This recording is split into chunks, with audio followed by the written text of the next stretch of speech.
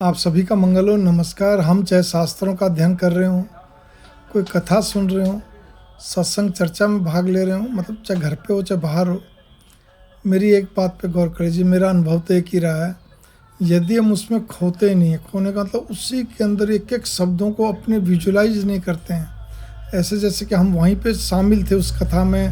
कथा का मतलब जो कथा चल रही है, ठीक है ना। मान लो द्वापर युग की कथा चल रही है, भगवान कृष्ण जी की, राधा जी की और बाल गोपाल की, तो ऐसा आप उसके अंदर ऐसा होना चाहिए जैसे आप वहीं खड़े थे, वहीं आप साथ हो, सब कुछ हो। या कोई भी चीज़ हो, आप पढ़ रहे हो तो भी आप उसके अंदर ऐसे पढ़ते चलिए, खो जाइए आप। तो भाव से भाव होते हैं, इसको बोलते हैं भाव से भाव। वो उन भावों को अपने भावों के साथ आत्मसात करना, समन्वय करते हुए आत्मसात करना, मिला लेना।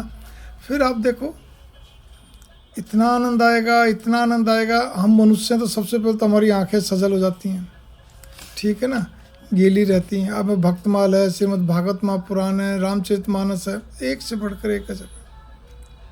तो यही चीज़ है, जब आप भाव से भाव में आप होते हैं, भाव से भाव को अपने अंदर लाते हैं, तब आनंद पैदा होता है, तब उसका सार समझ में आता है, तब वो चीज़ समझ में आती है।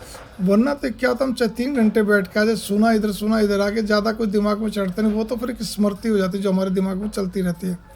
भाई अब जैसे मेरे को मेमोरी नहीं है ज़्यादा, मतलब मेरे को ज़्यादा याद नहीं आता, लेकिन टाइम पे कुछ पॉइंट्स याद आ जाते हैं, तो वो चीज़ें होती हैं, ठीक है ना। यूँ तो मैंने बहुत ग्रंथ, गीता पर उसके लगभग मैंने ग्रंथ पढ़ रखे हैं सारे लगभग, लेकिन मतलब 80% की गारंटी है, लेकिन याद कुछ भी नहीं, बस वो टाइम पे कुछ ना कुछ पॉइंट याद आ जाते हैं।